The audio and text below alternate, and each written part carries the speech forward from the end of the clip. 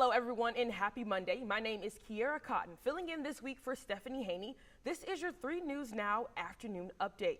Thank you for joining me for the top stories from WKYC.com and, of course, our WKYC app. As I mentioned, today is Monday, October 11th, which is also Columbus Day or Ingenious Peoples Day, which is where we begin our update. Columbus Day celebrations in the United States are meant to honor the legacy of the man who is credited with discovering the New World. They're almost as old as the nation itself. But in the 1990s, a growing number of states have began to replace Columbus Day with Indigenous Peoples Day, which is a holiday meant to honor the culture and history of the people living in the Americas both before and after Columbus's arrival. There are supporters and opponents on both sides of the argument to replace Columbus Day, but our Brandon Simmons will have more from locals on both sides coming up on What's New at 5 o'clock p.m. The city of Cleveland is also mourning the loss of activist, journalist, and entrepreneur Mansfield Frazier. Frazier, the co-founder of Chateau Huff, the country's first inner-city vineyard, passed away on Saturday after a brief hospitalization. He was 78 years old. Members of the Frazier family confirmed the news of his passing on social media Sunday morning. The Greater Cleveland chapter of the National Association of Black Journalists, which Frazier helped to establish, released the following statement yesterday. As an author, print and radio journalist, and commentator, Mansfield touched so many lives across Greater Cleveland and beyond. His strong voice stirred passion, debate, and always made us think. Mansfield Frazier was a great guy. We will miss his wisdom, sense of humor, and undeniable presence. We send our deepest sympathy to his beloved family. His funeral arrangements have not yet been announced, but of course we'll keep you updated when they are. Moving on to politics, the City Club of Cleveland will host a mayoral debate between Justin Bibb and Kevin Kelly tonight. Cleveland Mayoral Debate, Voters First, will begin at 7:30 p.m. and will be hosted by IdeaStream Public Media host and producer Rick Jackson. The event will also feature a panel of journalists, including Nick Castile, senior reporter and producer at IdeaStream, Lawrence Daniel Caswell, field coordinator at Cleveland Documenters, and Elizabeth McIntyre, executive editor at Crane's Cleveland Business. The event will air on the City Club and IdeaStream website. We have all the details up now on WKYC.com and the WKYC app. Now let's get you caught up on the latest COVID-19 numbers here in Ohio, provided by the Ohio Department of Health. As of today, there are 2,936 new confirmed and probable cases of COVID-19 being reported in the last 24 hours. That's well below the 21-day average of 5,627. There are 75,581 hospitalizations, and of those hospitalizations, 9,680 people are being treated in an intensive care unit. Now on to travel. If you are traveling this weekend via Southwest Airlines, you may have run into some issues.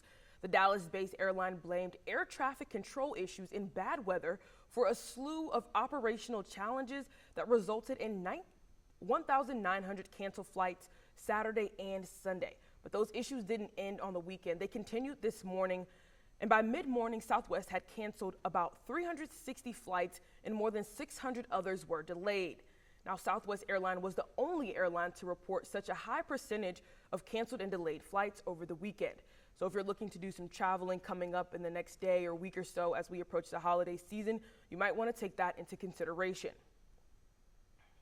Now on to football. Unfortunately, it's not a victory Monday. The Browns fell to the Los Angeles Chargers yesterday, 47-42. And our own Jay Crawford had some words for the team. He has a column every week, every Monday after the game. And in that column, he said that the team's late play calling deserves scrutiny. In the column, he wrote, "This was the absolute perfect situation for a running back like Nick Chubb, and he was a spectator. He's owed an apology." Now, Jay Crawford will break down the game with our own Jim Donovan, the voice of the Cleveland Browns, coming up on What's New at 5 p.m. You won't want to miss that. It's entertaining every week, and they provide so much great insight. And while we didn't pull out a win, some college students did with a giveaway from Discount Drug Mart. Every Monday, a different Northeast Ohio location of Discount Drug Mart gives away pairs of tickets to an upcoming Browns game at First Energy Stadium.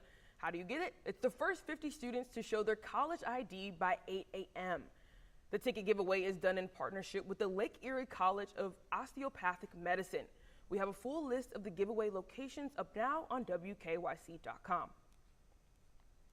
And speaking of giveaways, all this week, McDonald's is giving out free breakfast to teachers and staff starting today through October 15th. They are called thank you meals. Staff will be able to choose from an Egg McMuffin, a bacon, egg, and cheese biscuit, or a sausage biscuit. They also have drink options like a medium hot or iced coffee or a soft drink. And all teachers and staff have to do is show their teacher ID, to receive their free meal. And as a reminder, at most McDonald's location, it varies by where you are. Breakfast typically ends at 10:30 a.m. and there is a limit of 1 per teacher or staff member. And Halloween is just a little over 2 weeks away, and we have good news for those parents and guardians who are looking to take their kids out to enjoy trick-or-treating. The government's top infectious disease expert, Anthony Fauci, says families can feel safe trick-or-treating outdoors this year for Halloween as COVID-19 cases in the U.S. have declined, especially for those who are vaccinated.